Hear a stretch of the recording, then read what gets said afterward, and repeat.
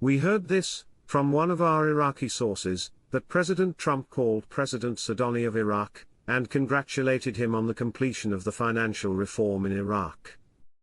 Financial reforms included the old HCL, the hydrocarbon law, the oil and gas law, because citizens of Iraq are getting a percentage of the profits of oil exploration throughout Iraq. My understanding is that now they're settling up and paying out citizens on the oil and gas law, the HCL hydrocarbon law, and they're paying in newly revalued dinar.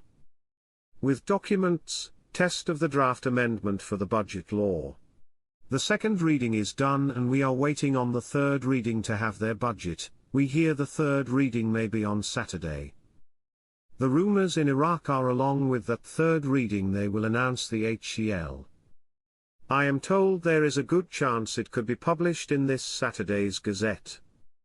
I heard that from a couple folks who believe that is going to be our go. We may be in for a crazy few days, everyone.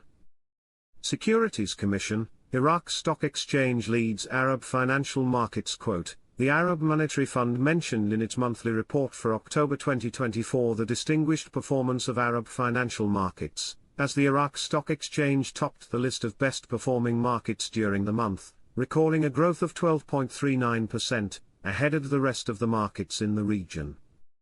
Someone right now can buy 1 million dinars for $1,200, $1,300, but when the blessing occurs you're going to end up spending $1 million to buy 1 million dinars. No, I don't think so. But the whales and sharks will. They'll buy 1 million dinar for $1 million because they know as it floats it'll go to $3 million and they made a killing. That's when the sharks make their money. They smell the chum right now and some of them are moving, but not as much as they will when it happens. When it happens, big boys play with big money. We did have some good news out of Iraqi parliament. Parliamentary finance, satisfaction and optimism with the rate of completion of the government program. They want you to know that they made great progress and have expectations for the budget to be voted on in the next few days. Let me tell you what I think about how everything is going to affect this investment in Iraq. Trump already told you, they're going to drill baby drill. When he spoke with Elon Musk, and Rand Paul doing something about the Federal Reserve, he told the people specifically do what you need to do but stay away from the oil. Period. He'll handle the oil.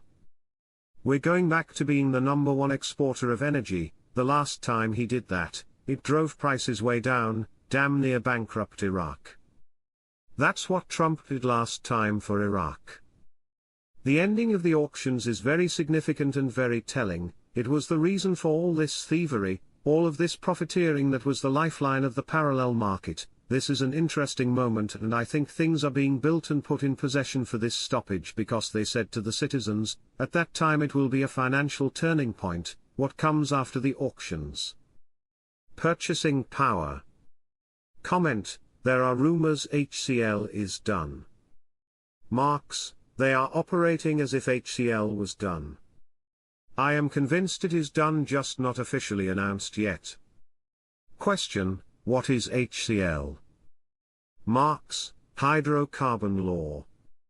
It's the profit sharing between the Erbil region and Iraq. We were told when it is passed, the RV can occur. Within days of it passing, the new rate should be out. It may be time to start getting excited. What we're seeing is some of the most exciting times we've ever seen. Article, Iraq is positioned to create a robust digital economy. It could emerge as a model for how thoughtful policy and collaboration can fast-track a nation into the digital age, unlocking vast potential for years to come. This is big. I can't believe it's finally seeming to be upon us. The digital transformation of Iraq has gotten to the stage where the digital world is going forward. Economic researcher Daya Abdul Karim said on Friday that the Iraqi parallel market sells dollars to citizens at a price not subject to state control, noting that the absence of control will create a crisis with any tension that the country may experience. Abdul Karim told Al Maluma, There is silence from the government regarding the parallel market and the price at which the dollar is sold to citizens, and this silence will create a real crisis within the market if the country goes through any emergency circumstances or tensions that may occur in the coming days. He added, most of those heading to the parallel market are seeking to obtain dollars for urgent travel purposes, to buy medicine from abroad urgently, or to buy cars from approved showrooms. He explained that the government can open a window in government banks that allows citizens to obtain dollars for the purpose of buying a car or give them a check for the amount to be disbursed after signing the purchase contract officially and certified by the traffic department, in order to avoid the corruption that occurs in the buying and selling of dollars.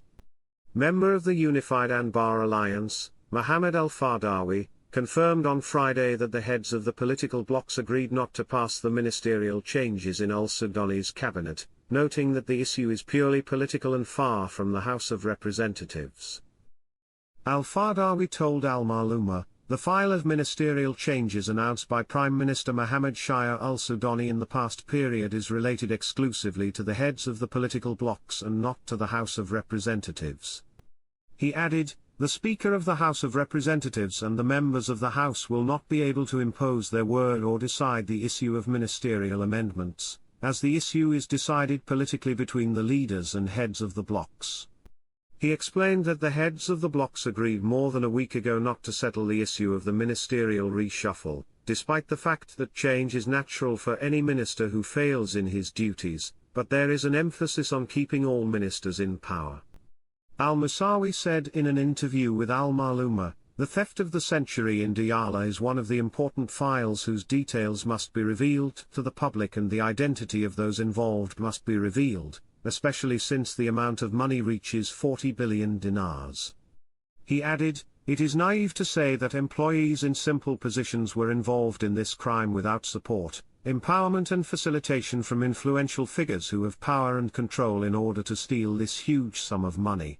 He pointed out that we are following the case and hope that it will be resolved in all its dimensions, that all those involved will be arrested, and that the money that belongs to several groups will be recovered. It is noteworthy that the theft of the century in Diyala was revealed last April by the acting governor of Diyala at the time, and some of those involved were arrested.